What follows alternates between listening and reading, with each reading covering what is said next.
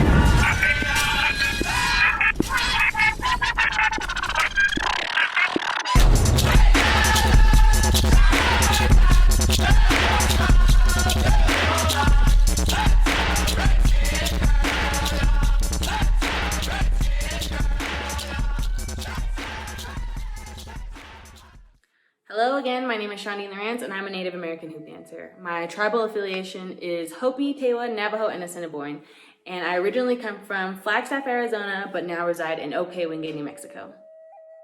For those of you that don't know what hoop dancing is a Native American powwow dance that is performed by both men and women all around Turtle Island. And what we do is we manipulate and create designs and images with our bodies using nothing but hoops. Hoop dancing was originally started in Taos, New Mexico as a healing ceremony.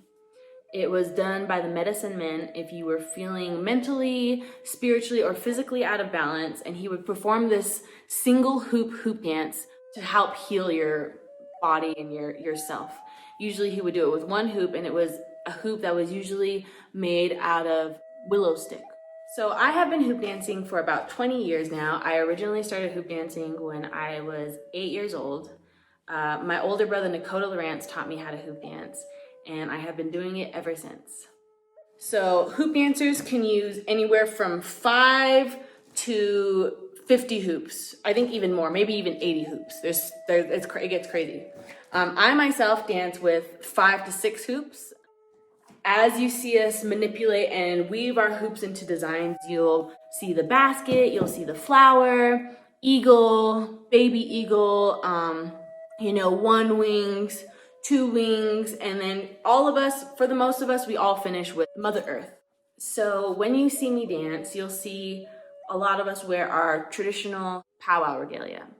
So I have my powwow regalia right here, just to show you a little bit. These are my moccasins that I dance in, fully beaded.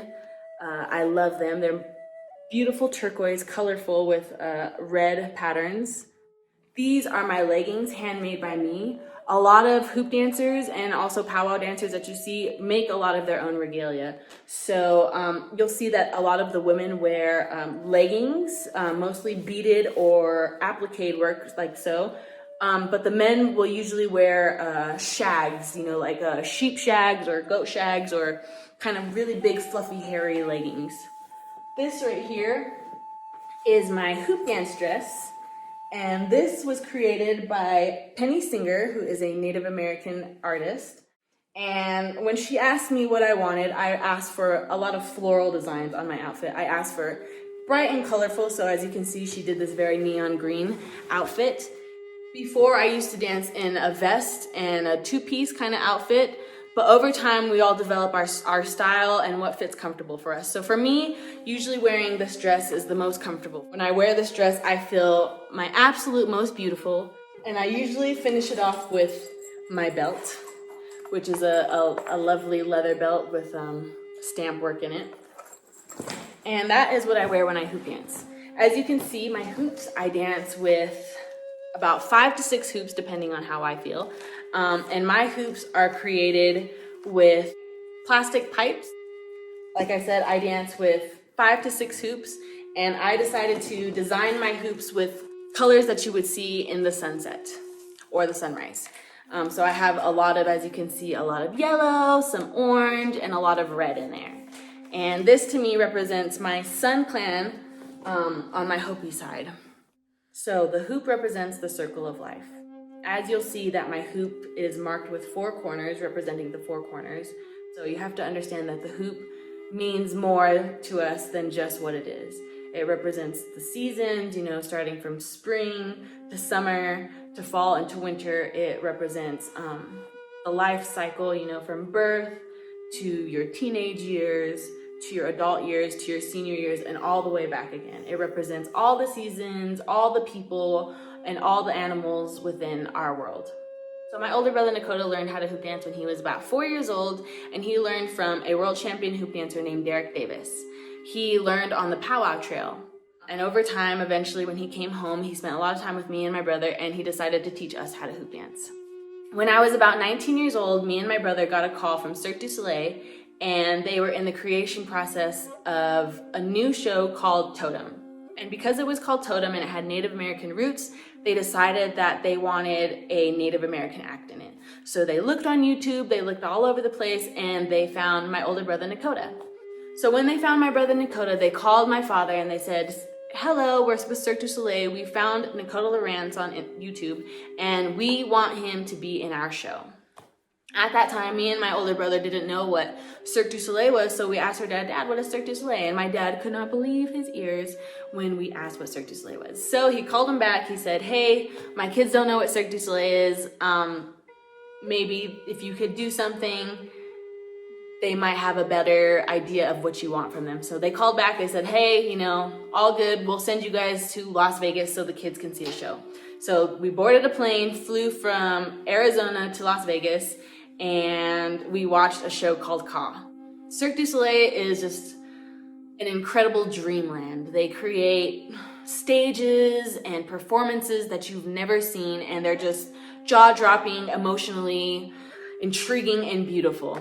So when me and my brother saw Cirque du Soleil for the first time, we could not believe that they wanted us to be a part of their show. It's mostly acrobats, trapeze, circus performers. And so we looked at each other like, I don't think we are capable of doing circus performance. But they said, "No worries. We have a great idea of what we want from you. And we are going to send you guys to Montreal and start your training there." So we boarded a plane and we went and ran off with the circus. When we got to Montreal, we went to the Cirque du Soleil headquarters, and there we lived in a residency that was just across the street from the headquarters. Me and my brother both went at separate times, so he went in the beginning of the creation show. So he was actually there a bit longer. I think he was there for about a year in creation. So the show that we joined was called Totem, and it was a story on evolution. Working with Cirque du Soleil was really difficult, and it was a very uncomfortable, eye-opening, growing artistically experience. When we went there, we met so many different artists from so many different countries. There was a lot of things that we had to get comfortable with, and a lot of that is stepping outside your comfort zone.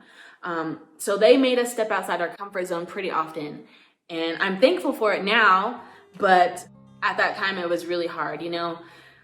I was 19 when I joined Cirque du Soleil. I was just out of high school. I think I was a year out of high school, and I was in between going to the Institute of American Indian Art and joining the circus. So either way, all I knew is that I wanted to be a Native American artist.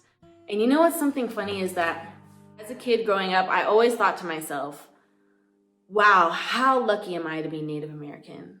How lucky am I to see our regalia and the colors that we wear and our designs, and to hear our drum and our music.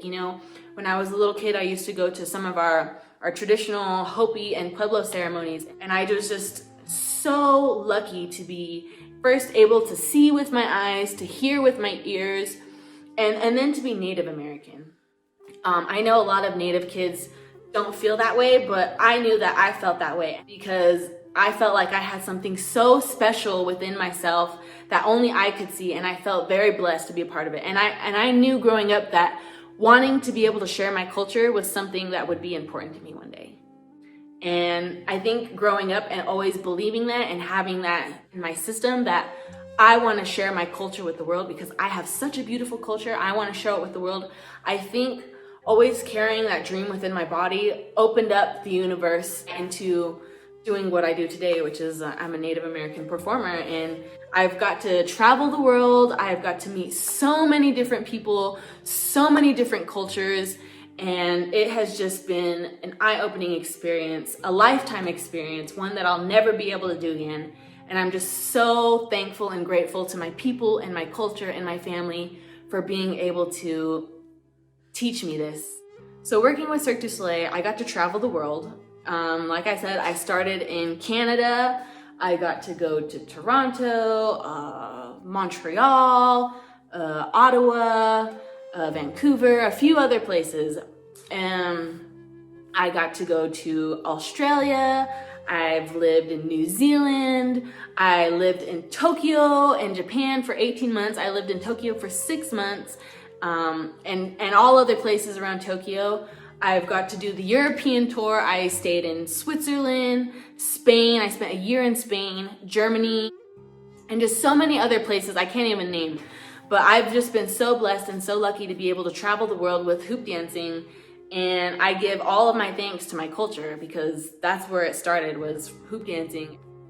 So without further ado, I would like to perform a hoop dance for you. And I just want to say thank you to all my Native American peoples. Thank you again to the Museum of American Indian Art. I truly appreciate this opportunity. If you would like to know more, please reach out. I have a Facebook, an Instagram, and a Patreon that will be coming soon. And I just want to say thank you.